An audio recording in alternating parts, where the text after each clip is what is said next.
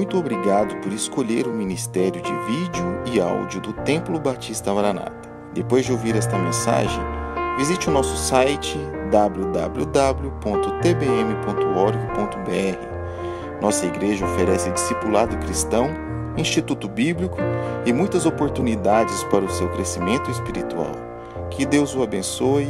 Maranata, ora vem, Senhor Jesus.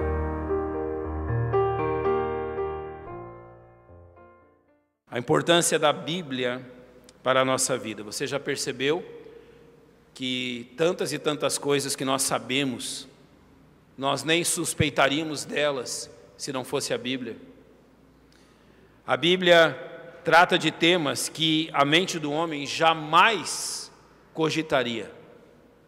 Se Deus não tivesse revelado na sua palavra, nós jamais saberíamos nada a respeito, por exemplo, do céu, do inferno, da morte, como fomos criados, quem é Deus, para onde vamos na eternidade. Jamais saberíamos sobre a providência de Deus, o cuidado de Deus, estaríamos desorientados e perdidos neste mundo. Mas Deus nos deu o seu livro para nos ensinar questões que de outra forma não saberíamos. A Bíblia, além de importante, é essencial nas nossas vidas. Agora, como, em primeiro lugar, nós podemos demonstrar que a Bíblia é importante para nós? Infelizmente, nos nossos dias, as pessoas têm dado ouvidos a tantas questões e buscado tantas experiências místicas, como falamos nessa manhã na escola dominical, tantas questões extraordinárias que têm esquecido que se Deus trabalha numa vida, Ele trabalha através da Bíblia. Nenhum homem conhecerá de Cristo se não for pela Bíblia. Nenhum homem tomará conhecimento de Deus se não for pela Bíblia. Ou seja, a Bíblia é aquela que nos conduz nisto e nos conduz no crescimento do conhecimento de Deus e na comunhão com Ele. Eu quero começar falando sobre 3 marcas que realmente demonstram que a Bíblia é importante para nós. Como saber se ela está sendo realmente importante na minha vida? O que realmente eu posso fazer para demonstrar isso? Quais são os sinais que realmente a Bíblia tem importância para mim? Eu vou pedir nesta manhã que você acompanhe os textos que eu estou lendo, e o primeiro deles está em 1 Coríntios capítulo 2, versículo 13. Notem que aqui vai ser nos dito uma regra básica e simples da nossa vida cristã, mas que demonstra realmente o valor que damos às Escrituras. Diz assim: as quais também falamos, não com palavras que a sabedoria humana ensina, mas com a que o Espírito Santo ensina, comparando as coisas espirituais com as espirituais.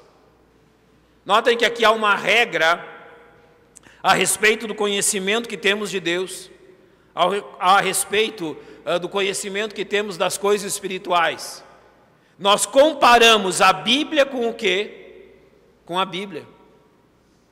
É a Bíblia que explica a Bíblia. É a Bíblia que revela a Bíblia.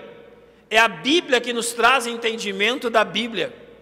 Comparando coisas espirituais com as espirituais. Se você valoriza a palavra de Deus, você jamais fugirá desta regra.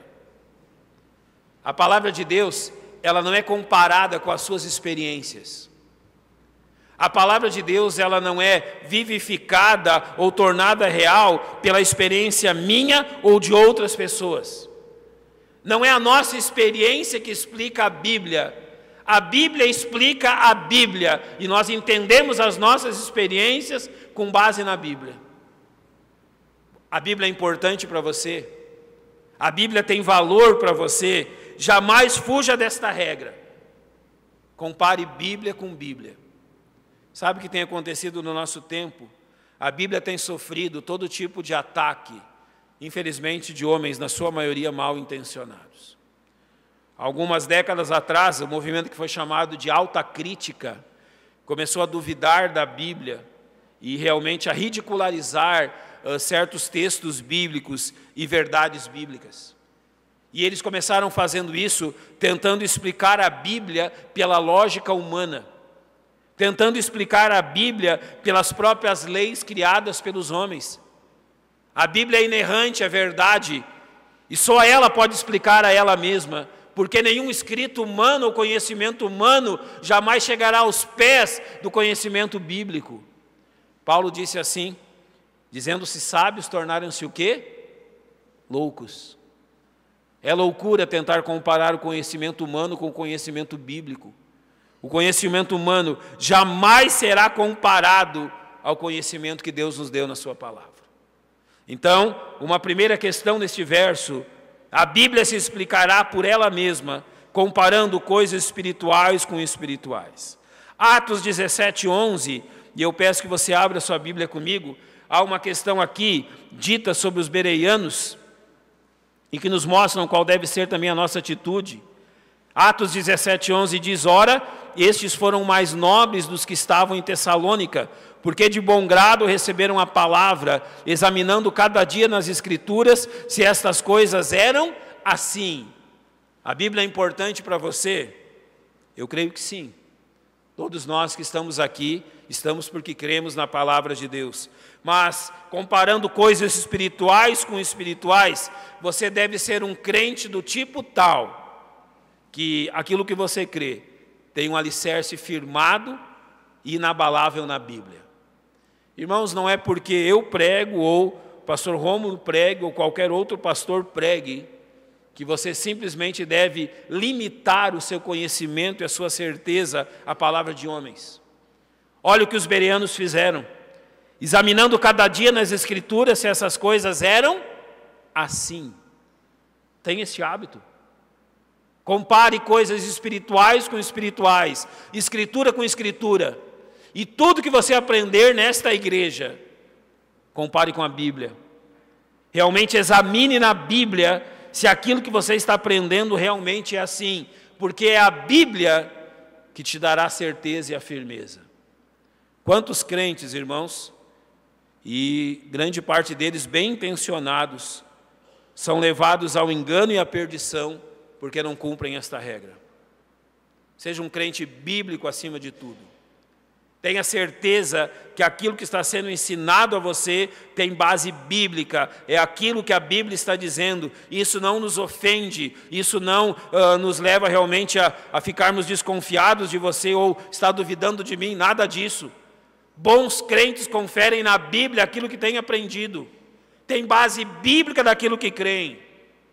Uma das grandes preocupações que tenho em relação a esta questão é sobre as coisas que nós cantamos. Olha, eu já escutei por aí, mesmo involuntariamente, estou parado num lugar ou entrando numa loja ou em qualquer lugar, a chamada música gospel, não é? Música evangélica, cantando coisas que ou eu não prestei atenção naquilo que a Bíblia diz, ou, se não me engano, não está na Bíblia. Sabe qual é o maior divulgador de heresias? Infelizmente, hoje é a música. Pessoas estão cantando coisas que não confirmaram o que está na palavra de Deus. Pessoas estão acreditando em coisas que cantam, mas que a Bíblia nunca disse, que Deus nunca prometeu. Não, irmãos, não sejamos pessoas desse tipo. Aqueles que realmente dão valor à Bíblia, antes de acreditarem em algo, conferem se a Bíblia diz aquilo. E é isso que os bereanos faziam, examinando cada dia se essas coisas eram assim. Faça isso. Tenha este hábito de examinar nas Escrituras aquilo que a palavra de Deus tem dito, aquilo que você tem ensinado, tem sido ensinado a você. Outro fato importante está em Gálatas, capítulo 1. Me acompanhe na leitura desse texto. Gálatas, capítulo 1, versos 7 e 8 nos dizem algo importantíssimo. Eu vou ler o verso 6 também, eu vou ler os versos 6, 7 e 8 de Gálatas 1. Maravilho-me que tão depressa passasseis daquele que vos chamou a graça de Cristo para outro evangelho, o qual não é outro, mas há alguns que vos inquietam e querem transtornar o evangelho de Cristo. Mas ainda que nós mesmos, ou um anjo do céu vos anuncie outro evangelho, além do que já vos tenho anunciado, seja anátema. Notem o que Paulo está ensinando à igreja na Galácia aqui. Mesmo que eu, Paulo, ele está dizendo, mesmo que eu venha aqui e tente mudar o que vos ensinei, ou até mesmo um anjo vindo do céu, está falando de algo extraordinário, um anjo vindo do céu, desça em meio à igreja e tente mudar aquilo que Cristo ensinou, notem o que Paulo diz: seja separado, seja rejeitado, amaldiçoado, porque isso não vem de Deus. Aqui nós aprendemos que crentes que valorizam a palavra de Deus sabem que ela é imutável. Nós não abrimos mão daquilo que Deus nos ensinou. E mesmo que um anjo desça em meio à igreja, trazendo revelações diferentes daquilo que a Bíblia tenha dito, a ordem que recebemos da própria Bíblia é para que rejeitemos isso. Então eu posso lhe dizer com toda certeza, rejeite todo ensinamento que vá além daquilo que a Bíblia diz. Rejeite veementemente, com todas as suas forças, qualquer questão que seja diferente daquilo que a Bíblia lhe ensina, independente de quem venha. A autoridade está na palavra de Deus e não nos homens. Nenhum homem pode acrescentar algo à Bíblia ou mudar a verdade da Bíblia. Aprendi certa vez uma frase que a julguei importante.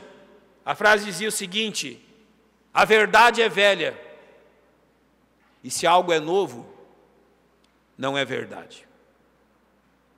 Isso é. A verdade das Escrituras é antiga. Se algo é novo e precisa ser acrescentado a ela, não é verdade. Tenha isso em sua mente. Deus já nos revelou tudo o que é necessário. Deus já nos disse tudo o que precisamos. A lei do Senhor é perfeita, ou seja, é completa. Não há necessidade de ser completada por revelações humanas ou sobrenaturais. Não. Temos tudo o que precisamos. Você valoriza a Bíblia? Rejeite qualquer coisa que vem fora dela. Mateus capítulo 6, verso 33, nos diz assim: buscai primeiro o reino de Deus e a sua justiça, e todas essas coisas vos serão acrescentadas. Este reino de Deus e a sua justiça estão revelados nas Escrituras.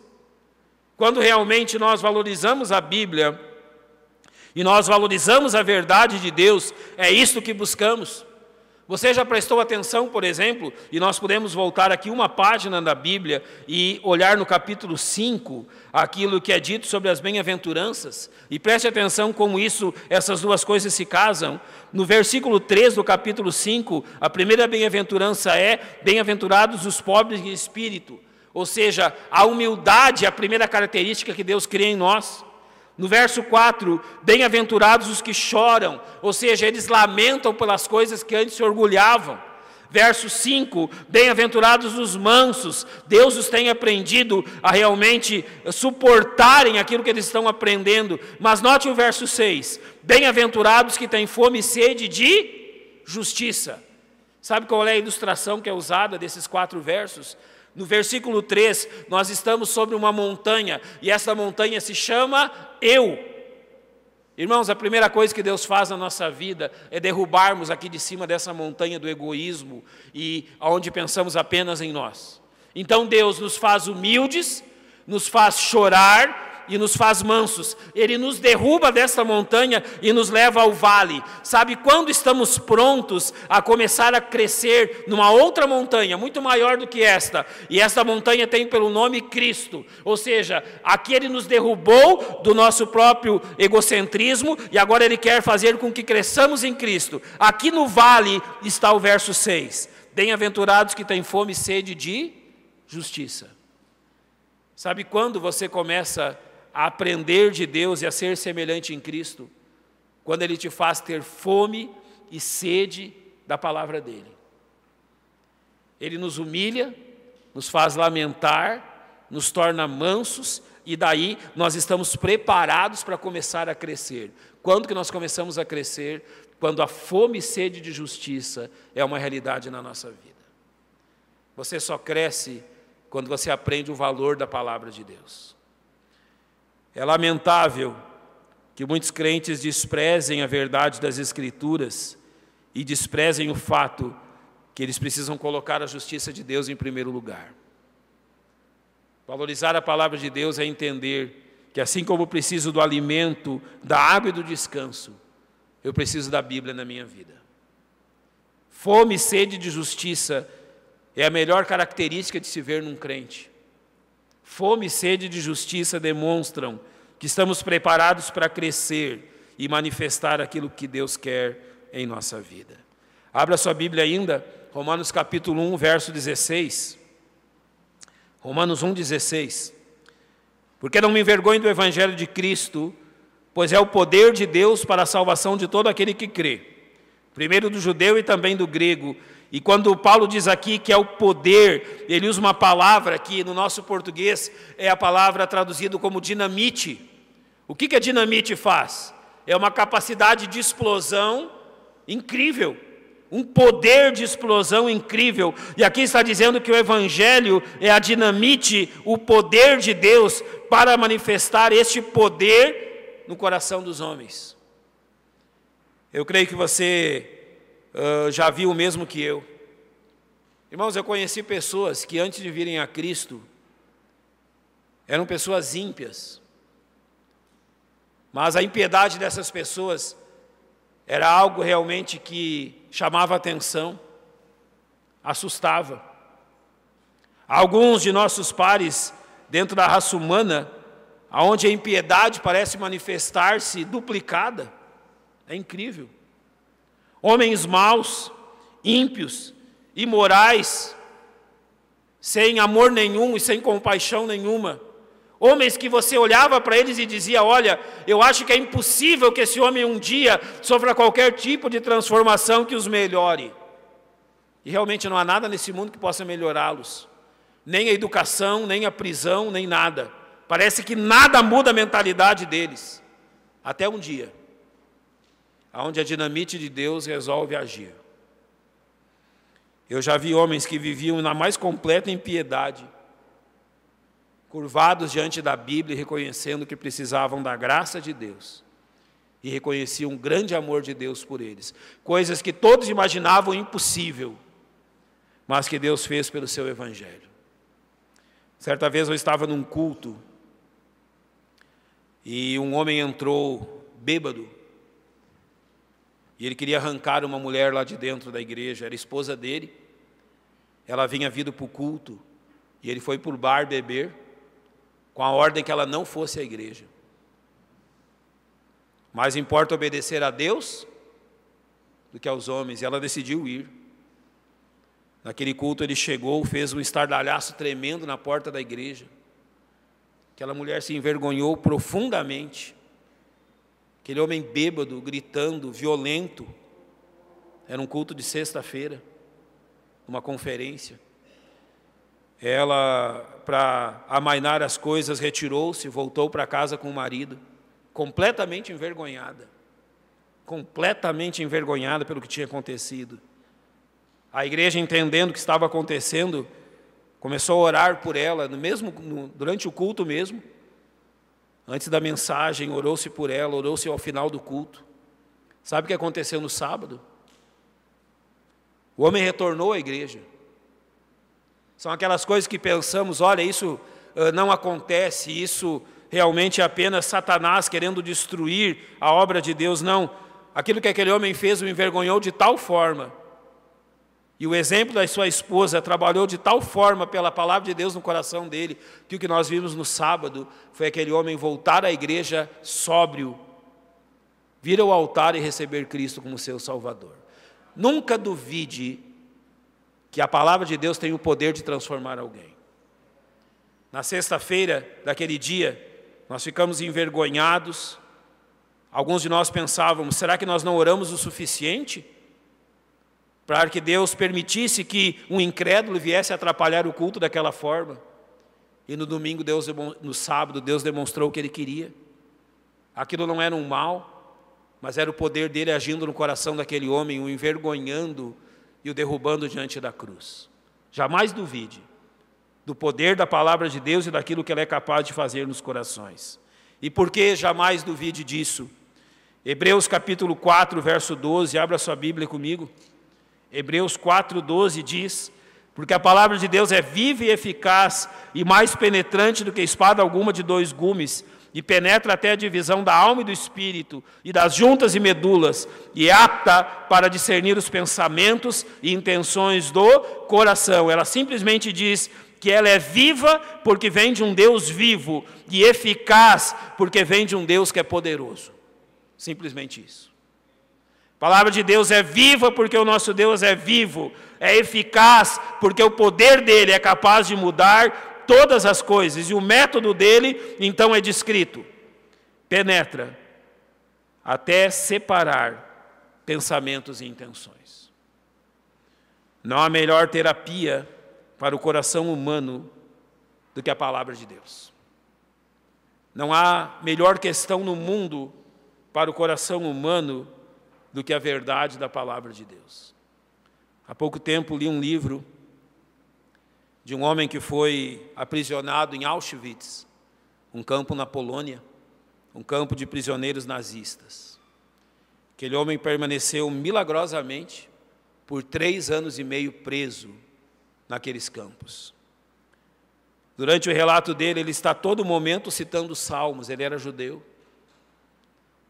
E ele diz que a confiança de que Deus estava controlando todas as coisas o impedia de tirar a própria vida. Quando todas as esperanças acabaram, quando todas as coisas ruíram, quando não havia esperança de vida, quando toda a sua família havia sido morta, aonde ele encontrou fortalecimento? No único lugar que ele podia encontrar, na Bíblia. O que eu quero dizer com isso é que nós temos que aprender essa lição também. Por vezes, irmãos, nós temos buscado fortalecimento em coisas que não nos ajudarão. Mas saibamos o seguinte: quando mais nada nesse mundo for capaz de nos auxiliar, saibamos uma coisa com certeza: a Bíblia continua onde ela sempre esteve, capaz de nos fortalecer, conduzir, auxiliar e fortalecer, para que jamais nos desesperemos diante da vida. Pode ser que os métodos humanos não funcionem, mas nós temos uma certeza: a Bíblia sempre funcionará. Não tenha dúvidas disso. Eu quero terminar falando 4 questões que, se realmente valorizarmos a Bíblia, e creio que os irmãos têm feito, 4 questões que serão manifestas no nosso meio e no meio de qualquer congregação que valorizar a Bíblia e amar a palavra de Deus como ela deve ser amada. A primeira delas está em Atos capítulo 5, e o relato de Atos capítulo 5 é de um fato que aconteceu na igreja primitiva. Atos capítulo 5, abra sua Bíblia comigo a esse texto. Eu vou dar 4 exemplos do que a Bíblia é capaz de fazer em meio ao povo de Deus. Em Atos capítulo 5 nós temos a narrativa de Ananias e Safira e de como aquilo que eles fizeram foi disciplinado por Deus com a morte deles. Eu não vou adentrar na história, os irmãos a conhecem bem, mas o final do verso 5 diz algo muito importante. E um grande temor veio sobre todos os que isto ouviram. Naqueles dias, eles ainda não tinham a Bíblia escrita, mas tinham a orientação dos apóstolos e profetas, que foi registrado, então, através dos livros que temos no Novo Testamento.